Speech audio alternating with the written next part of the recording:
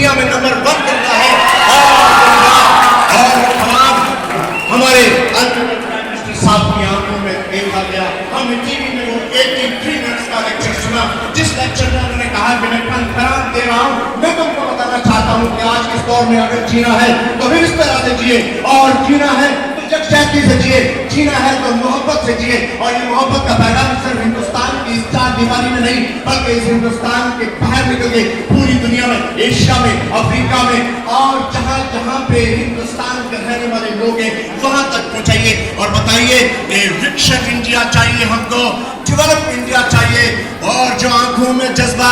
Honourable منتری صاحب نے آپ کو ایک بات اور خوبصورت بات کہوں کہ جو ہم نے پرائم منسٹر صاحب کی آنکھوں میں وہ جذبہ دیکھا ہے اور وہ آگ دیکھی ہے, وہ آگ 1947 میں مہاتما گاندھی نے اس آگ کو ڈریم لیا تھا, اس ڈریم کو پورا کیا لال قلعہ سے اور کہا کہ ہمارا دیش ہی ایسا دیش ہے جس میں مختلف قسم کے لوگ رہتے ہیں, جس میں مختلف قسم کی زبانیں بولنے والے لوگ رہتے ہیں, جس میں مختلف مذاہب کو ماننے والے لوگ رہتے ہیں. یہ پوری دنیا میں اس جیسا کوئی دیش ہو نہیں سکتا اور یہ بات پوری کہی. اور ہمارے پرائم منسٹر نے کہا کہ جینا ہے تو شیر کی طرح جیے, ایسے کھڑے ہو کے جیے اور پھر تبھی آپ کا نام ہوگا. اسی کو کہتے ہیں یونٹی. اور پھر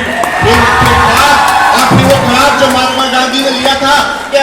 ہندوستان کے لوگوں میں تم کو یہ دیش دے جا رہا ہوں اس گلدستے کی شکل میں. اس گلدستے میں مختلف پھول ہیں اور یہ پھول ہندو بھی ہے, مسلمان بھی ہے, سکھ بھی ہے, کرسچن بھی ہے, ان کو اکٹھا رکھیے. یہی بات یونیفیکیشن کی ہم کو پرائم منسٹر صاحب نے کہی. پرائم منسٹر صاحب نے کہا کہ آپ اپنے ہیریٹیج کے لیے آنر فیل کیجیے اور انہوں نے ساتھ میں یہ کہا کہ اپنی رسپانسبلٹی کو سمجھیے. صرف آپ لوگ نہیں, انہوں نے اپنا کہا کہ پرائم منسٹر بھی سمجھے, چیف منسٹر بھی سمجھے. تو میرا ماننا یہی ہے کہ جس دیش کے رہنے والے لوگ ایک طرف میں گردوارے میں بیٹھ کر پوجا کر رہے ہوں, ایک طرف میں مندر میں گھنٹی بجا رہے ہوں اور ایک طرف میں مسجد میں بیٹھ کے پوجا کر رہے ہوں اور ایک طرف گرجا گھر میں پوجا کر رہے ہوں, وہ دیش دنیا کا سب سے طاقتور دیش مانا جائے گا, وہ دیش دنیا کا سب سے بڑا دیش مانا جائے گا. اور آنے والا وقت ہمارا ہے جو گولڈن, جو آنکھوں میں آپ کی آگ دیکھ رہا ہوں تو ہمالیہ کی برف کیوں نہ ہو, دراز کی سردی کیوں نہ ہو, کیسپین سی کی گہرائی کیوں نہ ہو,